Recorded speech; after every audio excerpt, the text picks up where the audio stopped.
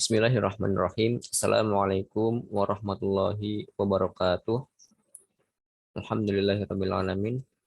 Kembali lagi bersama saya Ahmad Muzaki Mukmin dengan NIM 18 10 10 50 60 74 yang dimana saya mempresentasikan ini sebagai penugasan saya pada mata kuliah Seminar Keuangan Internasional untuk menempuh ujian akhir semester.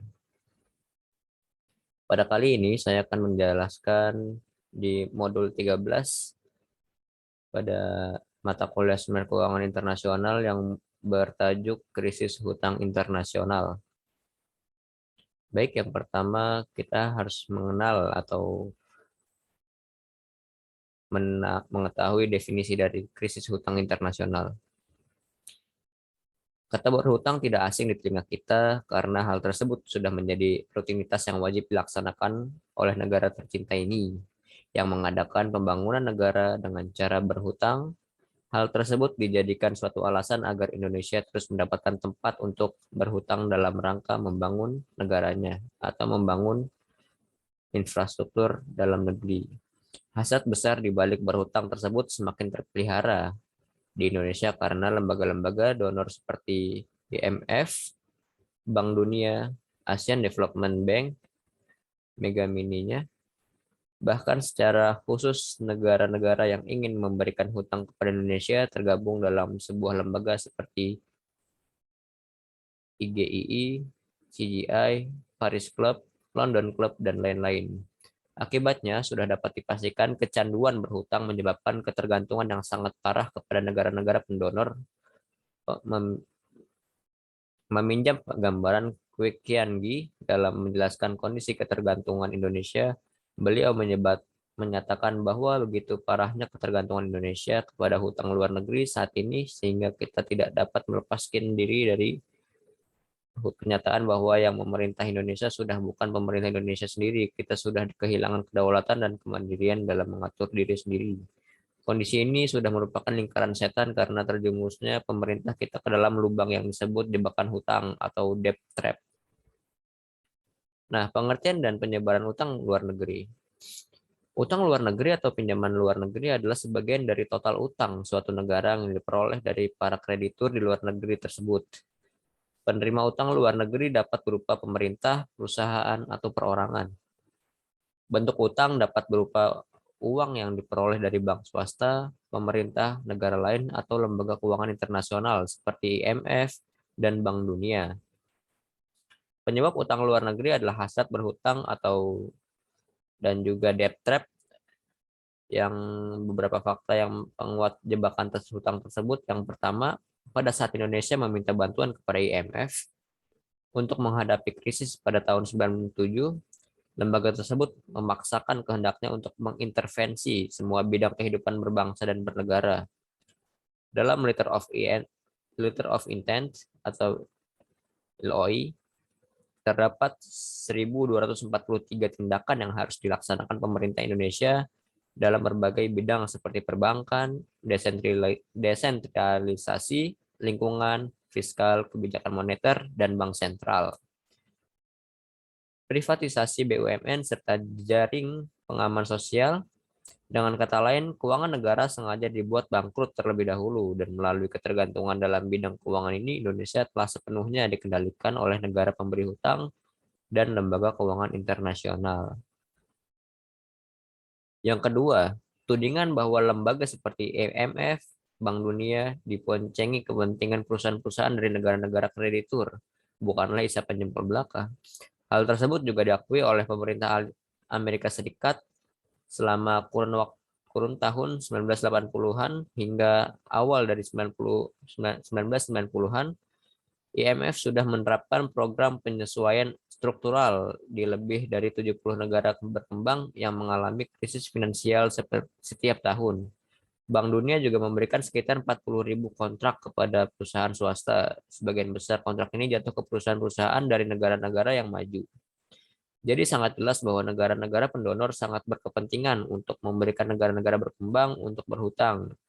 Departemen Keuangan Amerika Serikat mengaku untuk setiap dolar Amerika Serikat yang dikontribusikan Amerika Serikat ke lembaga-lembaga multilateral, perusahaan-perusahaan Amerika Serikat menerima lebih dari 2 kali lipat jumlah itu. Dari kontrak-kontrak pengadaan untuk program-program atau proyek-proyek yang dibiayai dengan pinjaman lembaga-lembaga tersebut. Hal tersebut tidak hanya terjadi pada pinjaman multilateral.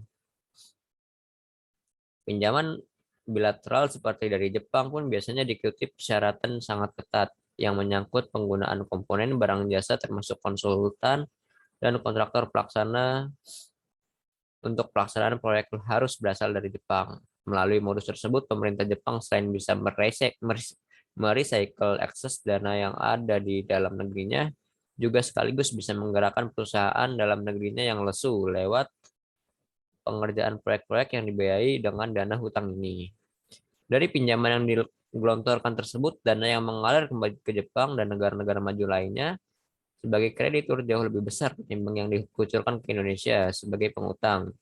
Dapat dikatakan bahwa Indonesia sebagai negara debitur justru mensubsidi negara-negara kaya yang menjadi krediturnya. Nah, yang ketiga, hutang dianggap sebagai biang dari kerusakan lingkungan yang terjadi di negara-negara yang sedang berkembang, khususnya negara kreditur. Perbandingan antara DSR atau Debt Service Ratio dan laju deforestasi beberapa negara kreditur besar memperlihatkan tren yang semakin meningkat. Pada tabel perbandingan jumlah hutang, DSR, dan laju deforestasi beberapa negara penghutang dunia. Di sini terlihat ada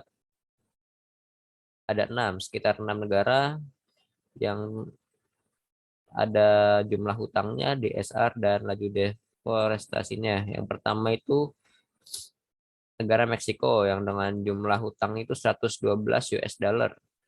DSR-nya 53% dan laju deforestasinya 30%. Dan bisa dilihat dalam tabel tersebut. Nah, sumber dari tabel tersebut adalah dari Susan George 1992 dalam Rakibini 1994. Ini datanya sudah sangat lama, mungkin sekarang sudah sangat berbeda, tidak relevan lagi. Nah, yang ketiga, kita akan membicarakan tentang sejarah hutang luar negeri Indonesia. Yang pertama, hutang pemerintah kolonial Hindia Belanda. Pemerintah kolonial Belanda sudah memulai kebiasaan berutang bagi pemerintahan di Indonesia. Seluruh hutang yang belum dilunasinya pun turut diwariskan, sesuai dengan salah satu hasil dari Konvensi Meja Bundar atau KMB. Penyerahan kedaulatan kepada Republik Indonesia pada waktu itu disertai dengan pengalihan tanggung jawab segala utang pemerintah kolonial. Dilihat dari perspektif utang piutang, maka Republik Indonesia bukanlah negara baru, melainkan pelanjut dari pemerintahan sebelumnya. Tradisi pengalihan utang kepada pemerintah berikutnya bertahan sampai saat ini, terlepas dari perpindahan kekuasaan itu berlangsung dengan cara apapun. Pemerintah era Soekarno mewariskan utang luar negeri sekitar 2,1 miliar US dollar kepada pemerintahan Soeharto. Secara spektakuler, pemerintahan Soeharto membebani Habibie dengan warisan hutang sebesar 60 miliar US dollar. Bahkan pemerintah Habibie mewariskan hutang yang lebih besar hanya dalam kurun waktu 2 tahun. Utang luar negeri memang hanya bertambah menjadi sebesar 75 miliar dolar US dollar. Namun utang dalam negeri yang semula nihil menjadi 60 miliar jika dikonversikan. Sehingga utang pemerintah secara keseluruhan menjadi sekitar 135 miliar US dollar.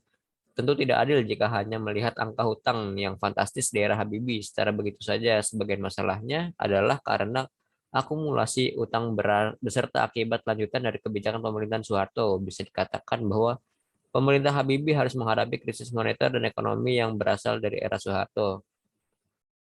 Jadi dari era Soekarno, kita sudah memiliki hutang sebesar 2,1 miliar kepada negara-negara lain. Nah, pada era Soeharto, kita melonjak sangat tinggi, kita mendapatkan hutang sebesar 60 miliar US dollar.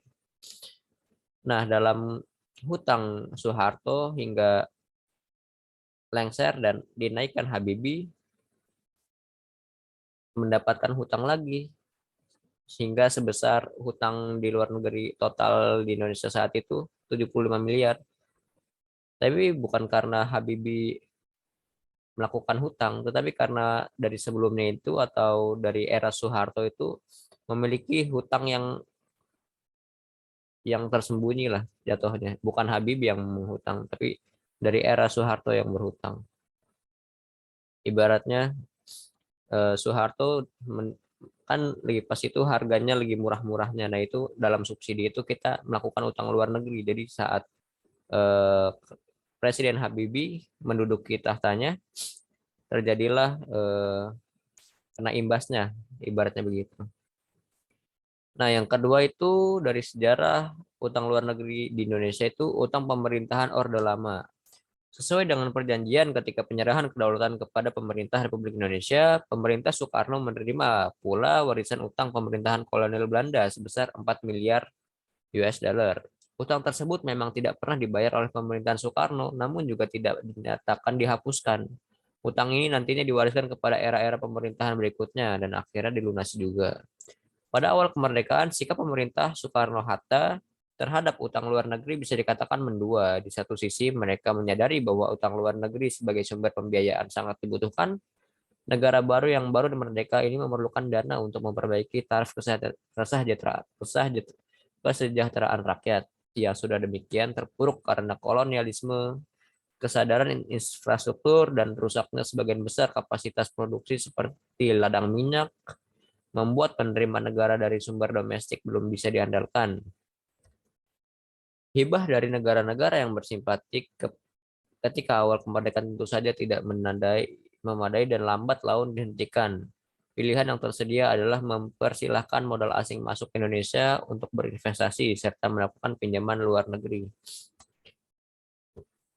Jadinya saat pemerintahan awal Presiden Soekarno dan Hatta, eh, kita ini saat awal merdeka memang banyak kan dari negara-negara yang mengakui kemerdekaan Indonesia melakukan bantuan, tetapi kita tidak bisa terus-menerus bergantung pada bantuan tersebut karena kita harus mandiri keesokannya. Jadi awalnya kita memang tidak mau untuk melakukan hutang, tetapi Presiden Soekarno lambat laun karena terpaksa karena untuk kesejahteraan bangsanya mau tidak mau mulai mempersilahkan modal asing masuk ke Indonesia untuk berinvestasi dan melakukan pinjaman luar negeri. Nah, di sisi lain, pemerintah Soekarno-Hatta bersikap waspada terhadap kemungkinan penggunaan utang luar negeri sebagai sarana kembalinya kolonialisme. Semangat kemerdekaan masih amat kental, sehingga mereka peka dalam masalah yang berkaitan dengan kedaulatan Indonesia. Suasana ini juga mewarnai dinamika parlemen, sekalipun terdiri dari banyak partai dengan latar ideologis berbeda. Akibatnya, persyaratan yang ketat diterapkan dalam setiap perundingan berutang kepada pihak luar negeri. Ini berlaku juga terhadap masalah penanaman modal asing, termasuk perundingan mengenai tambang dan kilang minyak di wilayah Indonesia. Contohnya, Hatta dalam berbagai kesempatan mengemukakan antara lain negara kreditur tidak boleh mencampuri urusan politik dalam negeri. Suku bunga tidak boleh lebih dari 3-3,5% per tahun dan jangka waktu utang yang lama.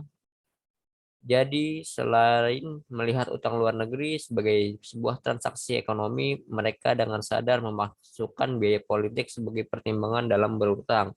Terkenal pula pernyataan sarkastis Soekarno yang mengatakan "Go to hell with your aid" kepada Amerika Serikat karena berusaha mengaitkan utang dengan tekanan politik.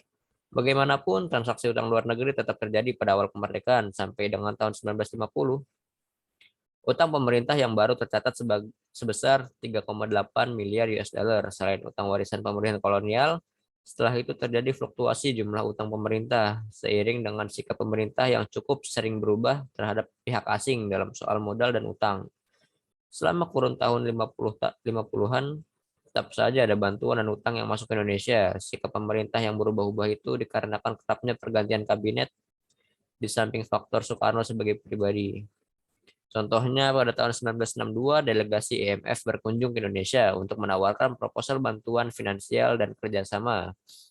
Dan pada tahun 1963, utang sebesar 17 juta US dollar diberikan oleh Amerika Serikat Pemerintah Indonesia pun kemudian bersedia melaksanakan beberapa kebijakan ekonomi baru yang bersesuaian dengan proposal IMF. Namun, keadaan berbalik pada akhir tahun itu. Ketika Malaysia, pemerintah Inggris menyatakan Malaysia dinyatakan sebagai bagian Federasi Inggris tanpa pembicaraan dengan Soekarno, hal ini sebetulnya juga berkaitan dengan nasionalisasi beberapa perusahaan Inggris di Indonesia. Yang jelas hubungan Indonesia dengan IMF dan Amerika Serikat turut memburuk. Berbagai kesepakatan sebelumnya dibatalkan oleh Soekarno dan Indonesia keluar dari keanggotaan IMF dan PBB. Secara teknis, ekonomi telah ada pelunasan utang dari sebagian hasil ekspor komoditas primer Indonesia. Ada pula penghapusan sebagian utang oleh kreditur, terutama dari negara-negara yang bersahabat, setidaknya dalam tahun-tahun tertentu. Akhirnya ketika terjadi perpindahan kekuasaan kepada Soeharto, tercatat utang luar negeri pemerintah adalah sebesar 2,1 miliar. Jumlah ini belum termasuk utang warisan pemerintah kolonial Belanda yang sekalipun resmi diakui tidak pernah dibayar oleh pemerintahan Soekarno. Selanjutnya, yang ketiga dari sejarah utang luar negeri Indonesia, yaitu perkembangan hutang pemerintahan era Soekarno. Sejak awal, sikap pemerintahan Soekarno terhadap modal asing berbeda dengan sikap Soekarno-Hatta. Mohon maaf. Yang ketiga ini perkembangan hutang pemerintahan era Soeharto. Nah, sejak awal memang perbedaan dari sudut pandang Soeharto dengan Soekarno-Hatta dalam menghadapi modal asing berbeda. Contohnya, undang-undang pertama yang ditandatangani Soeharto adalah Undang-Undang Nomor 1 pada tahun 1967 tentang penanaman modal asing yang isinya bersifat terbuka dan bersahabat bagi masuknya modal dari negara manapun. Beberapa bulan sebelumnya, IMF membuat studi tentang program stabilitas ekonomi yang rekomendasinya negara diikuti oleh pemerintahan. Indonesia juga telah resmi kembali menjadi anggota IMF. Seiring dengan itu, perundingan serius mengenai utang luar negeri Indonesia berlangsung lancar. Kembalinya Indonesia menjadi anggota IMF dan Bank Dunia seketika diimbali oleh negara-negara barat berupa pemberian hibah restrukturisasi utang lama, komitmen utang baru dan pencairan utang baru yang cepat. Hibah sebesar 174 juta US dollar dikatakan bertujuan untuk mengangkat Indonesia dari keterpurukan ekonomi. Restrukturisasi utang yang disetujui bernilai sekitar 534 juta US dollar lewat berbagai perundingan, terutama pertemuan Paris Club. Disepakati moratorium utang sampai dengan tahun 1971 untuk membayar cicilan pokok sebagai besar utang. Akhirnya, sejak tahun 1967, Indonesia mendapat persetujuan utang baru dari banyak kreditur dan sebagainya langsung dicairkan pada tahun itu juga. Sangat terlihat kan perbedaan dari Soeharto dan Soekarno dan Soeharto. Soekarno sangat waspada terhadap utang luar negeri yang dimana akan membebani negaranya dalam melakukan pembayaran. Yang namanya hutang pasti harus diganti. Berbeda dengan Soeharto. Soeharto sangat bersifat terbuka, tidak memikirkan rakyatnya setelah dia menjabat atau tidak melihat jauh ke depan, tetapi hanya melihat kesejahteraan rakyatnya. Makanya banyak sekali jargon-jargon yang masih lekat hingga sekarang dengan jargon piye kabarmu, enak tuh zamanku.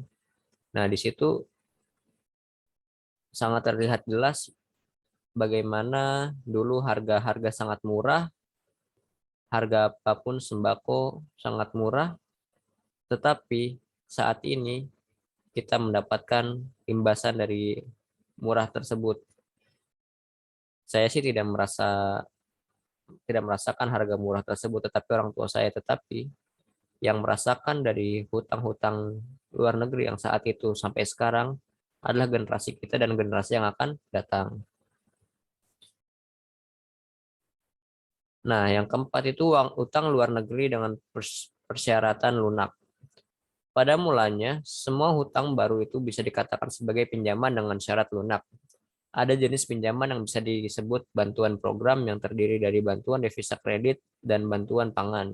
Bantuan program ini berbentuk devisa tunai atau hak untuk memperoleh sejumlah komoditas yang ditentukan. Ada bantuan proyek yang pada dasarnya adalah hutang bagi pembangunan proyek tersebut dengan syarat-syarat pelunasan yang lunak. Bahkan ada dana berbentuk sumbangan grant atau hibah yang berfungsi sebagai dana pendampingan dari hutangnya. Para kreditur yang memberi hutang kepada Indonesia awalnya hanya terdiri dari negara-negara dan lembaga-lembaga keuangan internasional. Para kreditur tersebut mengkoordinasi diri ke dalam Intergovernmental Group on Indonesia atau IGGI. Beberapa tahun kemudian, kreditur swasta turut terlibat sebagai kreditur swasta yang besar, kadang diundang dalam forum-forum IGGI. IGGI didirikan pada tahun 1967 di Den Haag, yang anggotanya terdiri dari Australia, Amerika Serikat, Belgia, Belanda, Italia, Jerman, Jepang, Inggris, Prancis, dan Kanada. Ada negara-negara yang hadir sebagai peninjau seperti Austria, Denmark, Norwegia, Selandia Baru, dan Swiss. Sedangkan lembaga-lembaga keuangan multilateral yang menjadi anggota forum adalah IMF, IBRD, ADB, UNDP, dan OECD sebagai peninjau. Nah, pada tahun 25 Maret 1992 dipicu oleh suatu insiden politik, IGGI dibubarkan dan kepemimpinan Belanda tidak diakui lagi oleh Indonesia. Namun fungsi IGGI tetap berlangsung melalui wadah baru bernama Consultative Group for Indonesia atau CGI. Dengan pimpinan Bank Dunia, selama perkembangannya ada beberapa lembaga internasional, termasuk bentukan Bank Dunia yang kemudian bergabung seperti IDA, IFAD atau International Fund for Agricultural Development, dan IFC, International Finance Corporation. Terjadi pula beberapa pergeseran besaran kontribusi masing-masing negara. Resminya, IGGI atau CGI hanyalah suatu forum perbicaraan mengenai utang luar negeri pemerintah Indonesia. Namun pada praktiknya, IGGI atau CGI menyerupai konsorsium. Sebagian besar utang luar negeri pemerintahan pada era pemerintahan Soeharto dibicarakan dan disepakati dalam forum IGGI atau CGI setiap tahun. Forum ini memutuskan jumlah dan macam pinjaman yang akan diberikan setelah pertimbangan usulan dari pemerintah Indonesia dalam antrian tertentu. IGGI atau CGI memang bukan konsorsium karena masing-masing kreditur memiliki kesepakatan tersendiri tentang detailnya dan tidak seluruh hasil forum bersifat mengikat kepada mereka. Pada saat pemerintahan Soeharto mulai menerima utang luar negeri dan satu dekade setelahnya, perkembangan wacana keuangan internasional memang sedang kondusif. Selain yang dinyatakan sebagai dimensi kemanusiaan atau charity, serta berkaitan dengan masalah perebutan pengaruh politik blok barat dan blok komunis, konsep dan praktek keuangan internasional memang tengah marak mengembangkan berbagai bentuk utang luar negeri. Ada dua pemicu utama dari sisi wacana keuangan dan perekonomian. Yang pertama, upaya banyak negara maju untuk restrukturisasi sekaligus mengembangkan industri pengolahannya yang berlangsung pada 1960-an.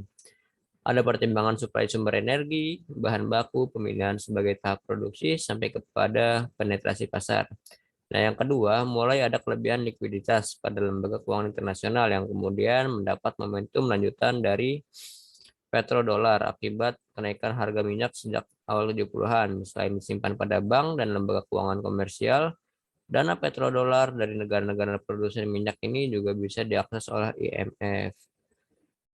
Selanjutnya bisa dilihat dalam modul ini, perkembangan wacana dan kondisi keuangan internasional. Di sini masih banyak mengenai sejarahnya. Nah, selanjutnya saya akan membahas tentang daftar negara atau lembaga kreditur pemberi utang luar negeri terbesar di Indonesia. Ada sekitar 7 negara. Mungkin sekarang sudah tidak relevan, bisa dilihat ini tahun 2009. Mungkin kita lihat dulu yang dari modul ini. Yang pertama itu yang terbesar Jepang, 45,5% atau 29,8 miliar US dollar atau sekitar 358 triliun rupiah. Yang kedua, pada lembaga ADB atau Asian Development Bank sekitar 16,4% atau sebesar 10,8 miliar US dollar. atau sebesar 129 triliun rupiah. Yang ketiga itu berhutang pada World Bank atau Bank Dunia sebesar 13,6% atau sebesar 8,9 miliar US dollar, sekitar 107 triliun US dollar, triliun rupiah.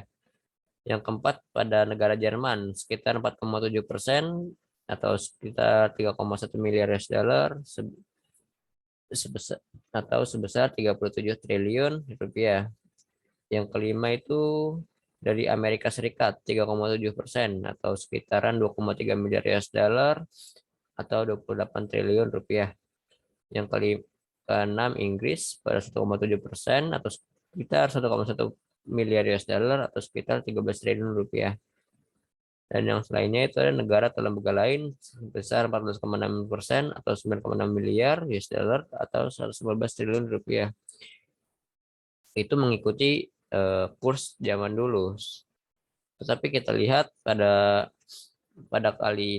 sekitaran data yang relevan sekarang, tercatat utang luar negeri Indonesia sekarang sebesar 416, miliar US dollar atau sekitaran 5.954,6 triliun rupiah dengan kurs 14.300 pada November 2021. Tidak seperti yang pada modul ini, kalau dihitung-hitung masih di bawah angka 1.000. Tetapi hutang Indonesia sekarang sebesar 5.954,5 triliun rupiah. Nah, di sini ada data-datanya yang saya miliki. Yang pertama, hutang tertinggi Indonesia itu dari pinjaman kepada Singapura sebesar 902 triliun rupiah. Yang kedua Amerika sebesar 419 triliun rupiah. Yang ketiga Jepang 389 triliun rupiah. Yang keempat China sebesar 305 triliun rupiah dan kelima Hong Kong 240 triliun rupiah.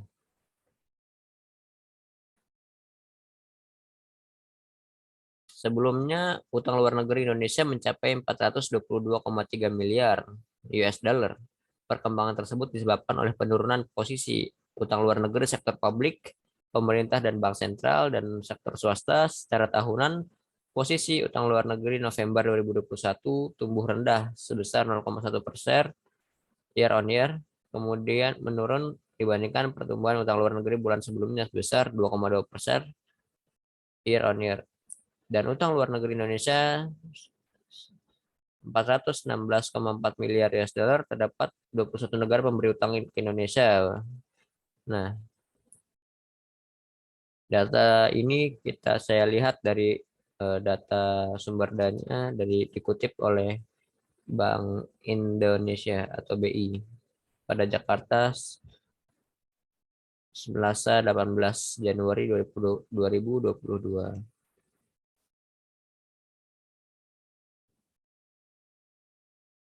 Bisa dilihat pada utang luar negeri 2001-2009 dan 3 komponen biaya yang harus dipenuhi pemerintah sebagai peminjam.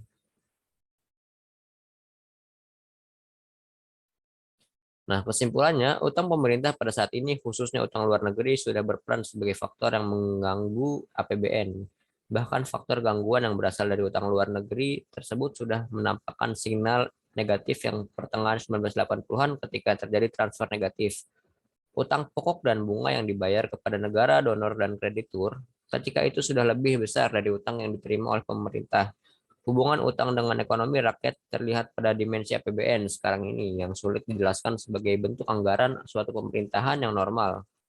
APBN dengan beban utang yang berat, baik utang luar negeri maupun utang dalam negeri, merupakan simbol ketidakwajaran dari instrumen kebijakan ekonomi negara ini. Dalam keadaan seperti ini, maka ekonomi masyarakat sangat terganggu. Pada satu sisi, utang luar negeri Indonesia sudah menjadi beban kronis dari APBN, sehingga anggaran negara tersebut tidak memiliki ruangan yang memadai untuk manuver. Anggaran pengeluaran habis terkikis oleh pengeluaran untuk utang luar negeri. Dengan demikian, APBN Indonesia sudah menjadi instrumen yang sulit bergerak, kartu mati, dan bahkan mengganggu ekonomi nasional secara keseluruhan. Bahkan sampai sampai dikatakan bayi yang baru lahir, setiap kepalanya memiliki hutang berapa triliun rupiah. Bagaimana dengan mirisnya hutang di Indonesia ini? Bagaimana caranya kita membayar? Wallahu a'lam bishawab. Sekian presentasi dari saya. Mungkin lebih dari 30 menit ini. Semoga menambah wawasan untuk kita semua, dan ini saya lakukan untuk menyelesaikan tugas akhir saya dari mata kuliah seminar keuangan internasional, yaitu tugas ujian akhir semester untuk yang terhormat Bapak Irman Lubis. Semoga selalu bahagia dan salam sehat selalu. Kurang lebihnya saya mohon maaf. Wabillahi taufik wal hidayah. Wassalamualaikum warahmatullahi wabarakatuh.